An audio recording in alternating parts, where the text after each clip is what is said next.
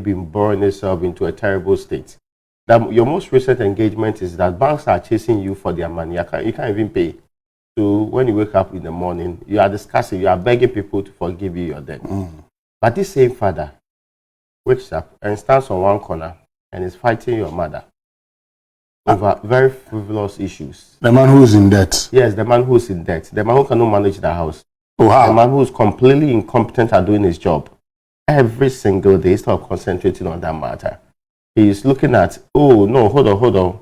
My wife is becoming too powerful in this house. I want to make sure that. Then the wife too is standing in one corner, also saying that let's get it straight. Now, this is state of play. Yes. Who is that father? That father is the government of the Republic of Ghana, represented solely by the likes of Brian Achampon. Instead of concentrating, and you see, the gentleman was just made not long ago a great minister. Yeah.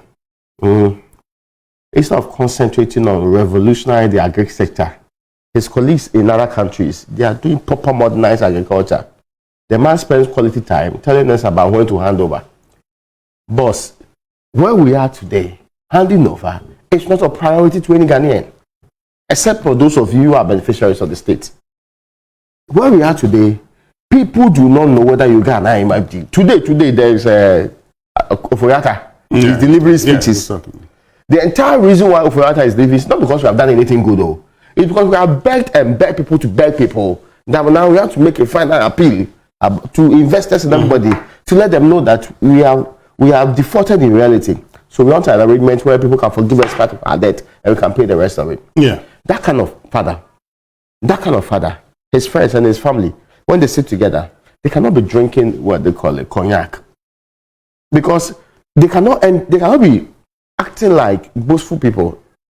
They cannot be looking at the next election as if Ghanaians are just means to an end. We just want them, when they vote for us, get the power. You see, Raymond, that's what makes the entire conversation. Because when we are suffering, the worst thing you can do is to start with your opponents. But that's a conversation about that's what the problem who is. Breaks the eight. Are they also suffering? Yes, they are supposed to be suffering. Oh, except they are Ghanaians. Okay, they have touched enough. Yeah, okay. You're saying they're supposed to be suffering. Yeah. But you see, for me, that's the problem with what we call a democracy in this part of our world. Every little thing about our democracy is elections. Yeah, that's true. Every little thing about our democracy is how we impoverish the opposition. Yeah. And so today, when you get into office, your prayer is that you must never leave office. I thought people mounted campaign platforms because they had something good for the country. Yeah. Why would people... And we discussed them all. Nobody in this country discussed, a friend is saying, we will never hand over as part of the policies I want to actually deliver in this country.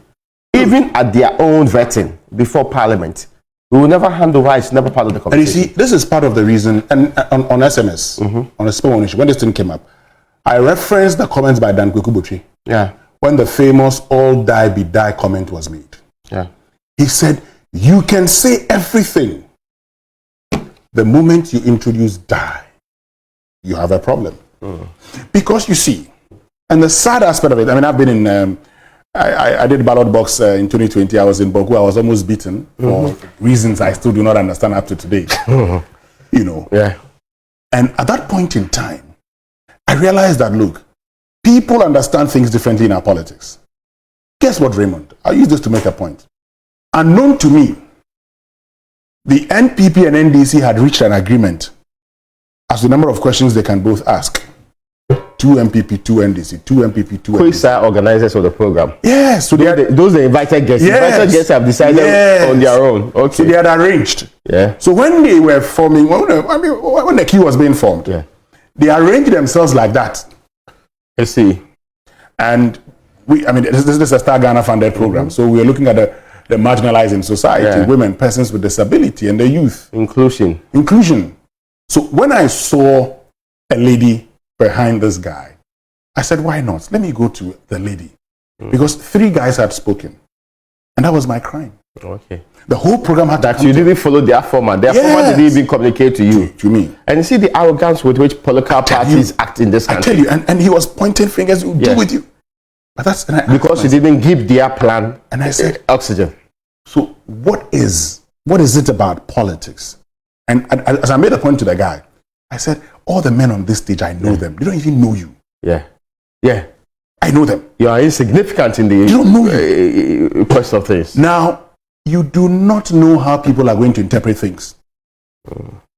Fortunately, and I'll say this, I had said, do or die. Look, no matter its meaning, and you can actually say, oh, do or die means, I mean, at all costs, we will do everything it will take for us to achieve this goal. What happens to the at all cost? What happens to everything? Now, we will then use all the antecedents and everything you have said in the past. Yeah. Revolutionary background. This time I will not allow them to cheat us. And say, okay, so how are you going to prevent all of these things from happening? Then people say, okay, if you give us the go ahead, we are prepared to sacrifice and die for you. After all, it's do or die. Yeah. And that's the first point when you hear the NDC flag bearer, aspirant, John Mahama, presumptive flag bearer, say, we are not saying that do or die is to go and kill people. You say, okay. Yeah. Okay. You're beginning to eat back your words, like we say in Ghana. You're retracting some of the things you said. Bingo. That's okay. But when today, the governing party is defending Brane Champong, for me, it's problematic. Yeah, I get your point. You see, because... So, I mean, it appears that John Mahama is taking back his word. Yes, he's realized that... he's realized that... Look, people would misuse it. Yes, people would misuse it. In fact, they would exploit it. So, he's telling you, I am not saying go and kill anybody. Okay? That's how, old people behave in society. The moment you misinterpret what I am telling you, I say, hold on a second, I didn't say that. Yeah. Let me tell you what I actually meant. Because there's a possibility that you would, that's why there's ambiguity and everything. And that's why in speech, we've always tried as much as possible to be very clear. And so we say, for purposes of emphasis, clarity, I insist, this is what I mean. Today, again, the two political parties, and look, and let me say this, I don't like equalization. So I'm going to be very clear here. Today, we're wasting precious time. I've reported to the IGP. I want to do something. Your economy. If we had invited them for a conversation, essentially like conversation about this economy, they would have been giving you excuses. They would have been all over the place campaigning. But when it comes to useless pursuits, things that would not bring progress in this state, and you see, if this is happening at a time that our economy is prospering, we could say that these guys, they are engaged in top guy bravado. Yeah. They have time on their hands. But the job we have given them, the politicians we have asked to run this state and their collaborators are failing big time. And yet, within that failure spectrum, they find time. And that's what shocks me. Because when you are failing, all your energy is concentrated full time on recovering. Your colleagues, they are sitting at IMF and giving speeches. Your people, they are begging. Last week, Finance Minister was in China. The previous week, they were begging. But hold on a second. Do you think that these people believe they have failed? But it's pretty obvious. No. So when you are begging China, when you are begging China, hold on. For them to forgive you on debt. I just found something. What Kenneth Frater presented. Okay. Let me open my. Let me open this really well. Oh, I just opened this. And look, let me just get it for you. Kenneth Frater has been making, certain comments. I'll get it for you right now because I have seen what Kenneth Frater is talking about in the United States now. What he presented. Okay, let me just get it. Let me get it. Okay, I think this works now. Good. Okay, now it is it. So this is Ghana has suffered from a deteriorated global macroeconomic environment. What does that tell you? Yeah, the people did it. Quadruple whammy. Yeah. Russia, Ukraine. Yes. COVID-19. Yes. Then Russia, Ukraine. Okay, so this is it. Ghana has suffered from a deteriorated global macroeconomic environment. The global environment was marked by several shocks in 2020-2022 and has had severe impact on Ghana's economy. Large impact of COVID-19 on GDP mitigated by a strong fiscal response. Russian invasion of Ukraine in February 2022.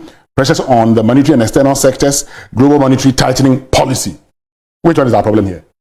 So first of all, so for us, we don't have any problem. I guess your point. And for us, And that's, for me, is always the problem.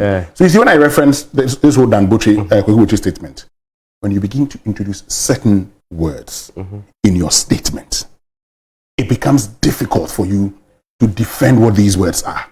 The best thing you do is to now say, oh, no, that's not what I meant. And so today, I said it to Brian Champon, I said it on the SMS and I repeat it again. Today, what Brian Champon should be saying, what the NPP should be communicating, is to say, okay, what we meant was we will do all that it takes in the interest of Ghana so that we will retain power. And we know that the people would give us another mandate. Do not say that at all costs we will win election 2024. But then again, what is this thing about people wanting to serve a country and consistently are prepared to kill or prepared to do anything? Let me even remove the word kill, because I'll be doing the same things that I see others are doing. Are prepared to do everything, including sometimes fighting, just to serve the country. So that you take it to another IMF program. You think about it. See, all this talk they're talking about is because when you get the power, you take it to an IMF program. Hand over the economy to the IMF effectively or in reality for it to manage for you. So if that's the route you want to take us, why are you fighting? That's a very easy route. And Kwame Penu said it. Said, listen, you are incompetent. You are incapable. We need in the entire parliament of 275, no matter the number of PhDs and the Stanford people that are in that house, we don't care. We need just 5 American lawyers to actually fix the parliament. Do you know why he's saying that? Because we have failed. Yes. You see, when you fail, people talk to you anyhow. Yeah. I mean, they look in your face and tell you that. That's the reality. And we have appointed generals at the there's the finance ministry and the Bank of Ghana. Today, our governors are roaming in Washington. Today, the Bank of Ghana. The next time we'll do our monetary policy. I pity those on the monetary policy committee. Yeah, who's going to be advising them now? Yeah. Who's going to be advising them? Now that inflation is gone to 45%, even that one is very high. Yeah. We should have been thinking of how we reduce our policy rate, because they come and give excuses. They come and give excuses. Yeah. But of course, why wouldn't they give excuses? Because consistent, that is how we are. And consistently as a people, we think that one person, sometimes we have this sense of entitlement. Yeah. That I am in office and I must not leave office. Who told you that when you come into office you must not leave office? And I'm saying, if the state is prospering, if we were today swimming in luxury, if we were enjoying in this country, if the dollar was 1 or 2, or even let's say 5, even if we were even 5, that would have even reduced our public debt. Yes, if we were even 5, we would have said, okay, well, politicians sometimes they can go out of it. I can quote, they can do probably, but still, yeah, they are doing well, so let them be. But this is a state where we find ourselves in terrible times. Every single day, this is the individual pensioner bondholders. They are not paying them. Today you say you pay, tomorrow they not pay. Today you say you pay, tomorrow then you see some letter. Now government has become like some dada for kind of person. This in the morning they'll say they'll not pay you. In the afternoon they'll give you a letter for next week just to buy time. When next week and so they are paid half or they paid a different group. Sorry, we are in Washington. When we come back from Washington, all they do is to roll over maturing and add more to it. Yes, that's all we do. That's how we roll over and add more. And this is what you are interested in add more. Doing at all costs for. At all costs for.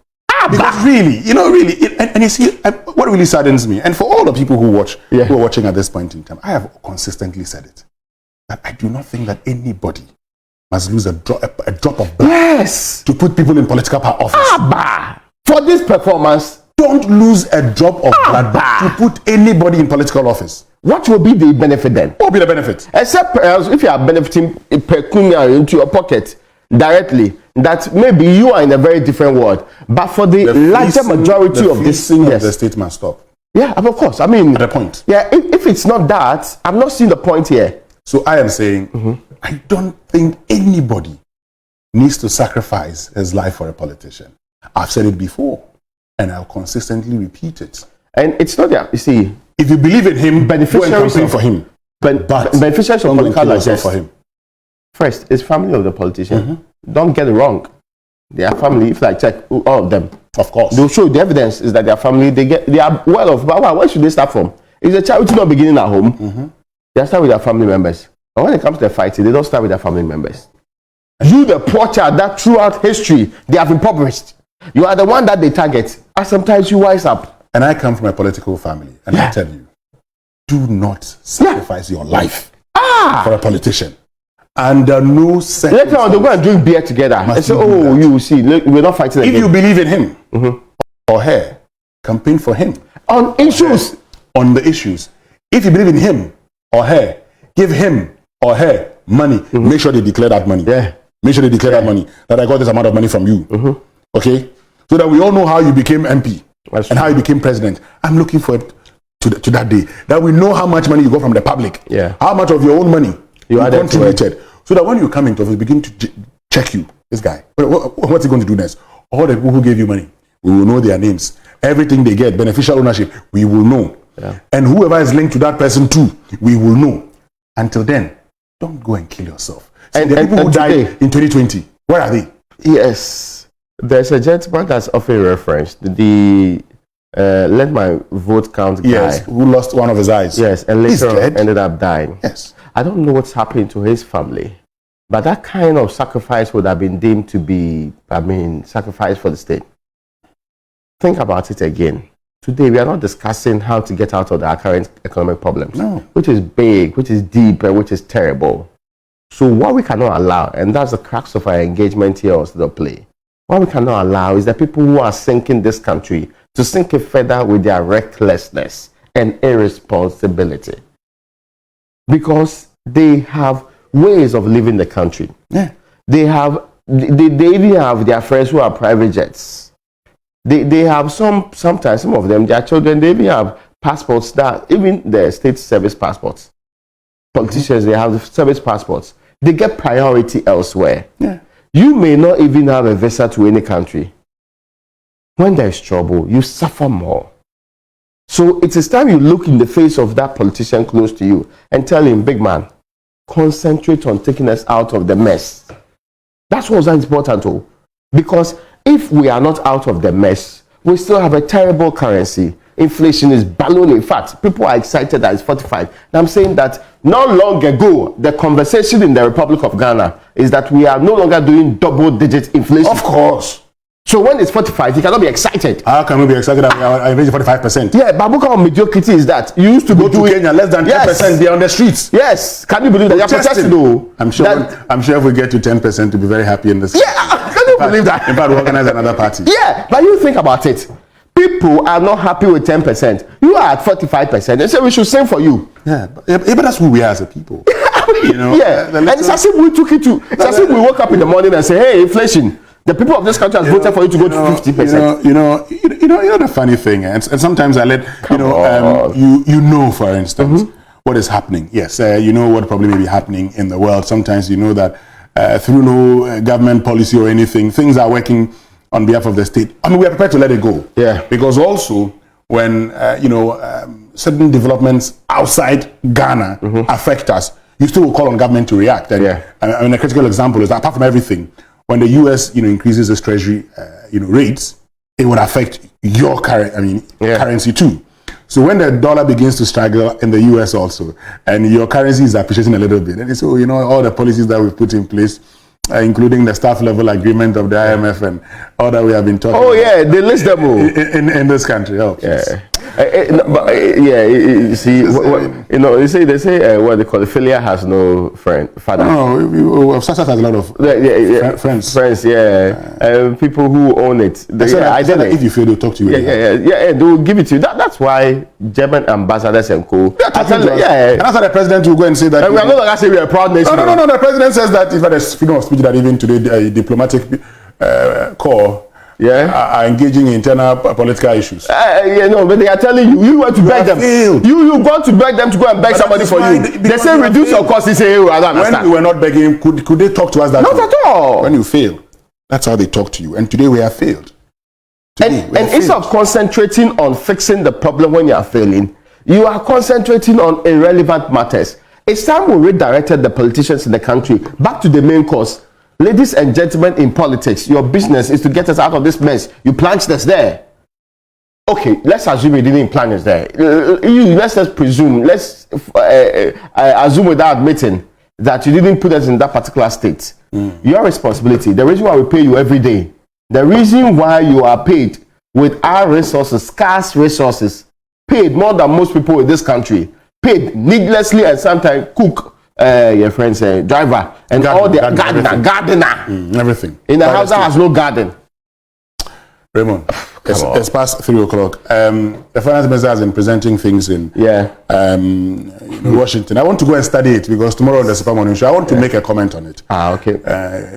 You and I will be there. We'll be certainly. I mean, so those of you who have been asking of my thoughts, I haven't studied the document yet. Yes. I want to study it and watch the videos where he was answering questions. Tomorrow. Was he wearing white? Of course. He still wears white. You haven't heard that there's a statesman who did a party and said anything but white? Because he said, can I say white? Well, that's the first play today.